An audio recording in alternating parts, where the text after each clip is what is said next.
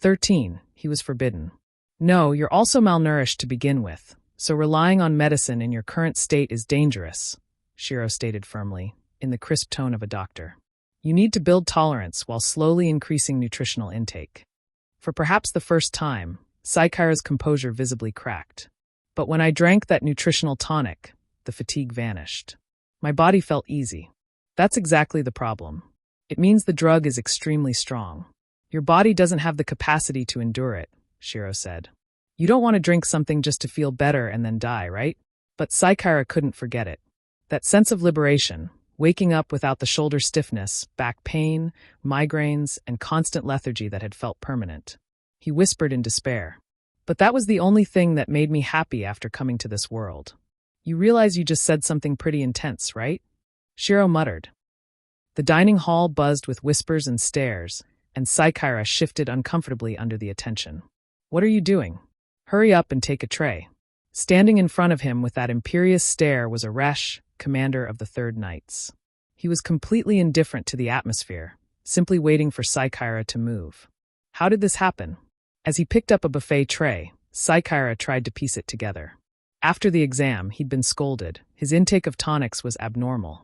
Then came a long sermon about his daily habits and diet. When he finally thought he could return to work, Aresh simply said the lunch break was still ongoing and hauled him into the dining hall. Being lectured at this age hit harder than it should have. But the man was his savior, and an important figure from another department. Saikaira's trained corporate submissiveness and basic human decency left him no room to resist. This, and this one is fine too. And now, Aresh was piling food onto Saikaira's plate, one item after another. Remember this. Tsubashi meat has low majiso. If it's in soup, you can eat it. Yes. Aresh was choosing low majiso foods and loading them for him. Thank you. But I can't eat this much. His plate was becoming a small mountain. When he said that, Aresh shot him a glare. TCH. You can't even handle this. Then, clicking his tongue, Aresh gave orders anyway. Then focus on meat and grains. Don't leave the soup. Build stamina first. Whether he could do it or not, Saikaira answered obediently. A corporate slave does not argue with superiors. He ate until he was full for the first time in ages. It made him slightly nauseous, too much food all at once, but he survived it. Aresh finally released him right as the break ended, leaving Saikaira to rush back to the accounting office. And the moment he returned, Norbert and the others immediately interrogated him. Yesterday I felt ill in town, and the commander happened to pass by and helped me.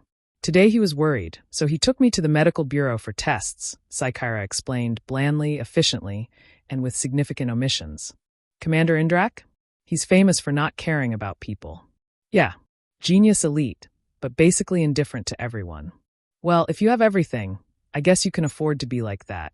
Saikaira ignored the chatter and turned back to paperwork. He wanted to erase the delay. But Norbert leaned in, practically whispering in his ear. Hey, that superior you bothered this morning, was it Commander Indrak? There was no room to deny it. Saikaira nodded. Getting him to use magic on you is already insane, but you bothered him and didn't get punished? That's kind of incredible. Norbert was smiling like it was praise. But to Saikaira, it sounded like a threat. So this is punishable. He decided he needed an apology and compensation, soon. For now, he would finish the documents in front of him. But his efforts collapsed, as usual. His day was eaten by the familiar plague.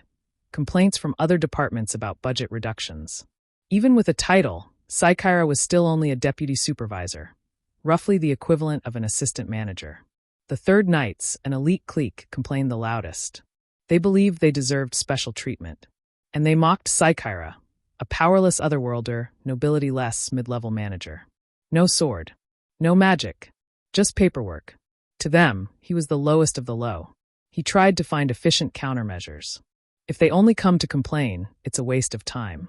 Maybe I should demand written requests. But he could tell they were also venting stress, enjoying the act of shouting at someone who couldn't retaliate. He even considered installing a complaint box with recording and listening later. When he floated the idea to Helmuth, his superior turned pale and shook his head violently. So in the end, Saikaira remained alone after everyone left, clicking his abacus in the empty office. Budget checks. Recalculations. Cultural assumptions he didn't understand. And on top of that, Work he'd voluntarily added for the future crisis. There was never enough time. If only he had that tonic, he could cut sleep and keep going. Then a thought. But that tonic was just too strong. If there's a weaker version, maybe I can. In Japan, there were always different grades of supplements. If he found one mild enough, maybe he could take it once every few days. All right, on my next day off, I'll go to that shop and ask. He reached for the next stack and heard the door open. He turned. In the doorway stood a black-clad man with a furrowed brow. So beautiful the scowl looked almost artistic. Commander Indrak? Why would the commander of the Third Knights come to accounting? Surely not to complain personally. But Aresh didn't seem like the type to do petty errands. Work hours are over, Aresh said in a low voice. What are you doing? I'm behind, so I'm staying to catch up, Saikaira answered, holding up the bundle of documents. Alone? Yes. It's my responsibility. Strictly speaking, it was work Saikaira had added himself out of necessity. Aresh's expression hardened further. Did you forget you nearly died yesterday? Oh, right. His lower body still ached, but aside from that he felt so good he'd actually forgotten. Yesterday he'd almost died twice. His face probably screamed, ah. Aresh's frown deepened. The director told you to recover first. Why yes. Sorry. I feel fine now, so I lost track. Because my mana is currently stabilizing you, Aresh snapped. Are you planning to make me do that again and again? That meant, quite plainly, sex. And Saikaira's brain, efficient, ruthless, immediately tried to calculate the cost-benefit ratio. Work versus pride versus payment versus survival. He hesitated. Don't think, idiot. Aresh's roar shook the office. In a few strides he was there, grabbing Saikaira by the wrist. The documents scattered across the floor. Ah! Stop for today. We're leaving. Wait! Ignoring him entirely, Aresh dragged him out of the office again, exactly like earlier. Déjà vu. And the papers. At least let me take the ones I can do at home. Naturally, Saikaira's wishes were not granted.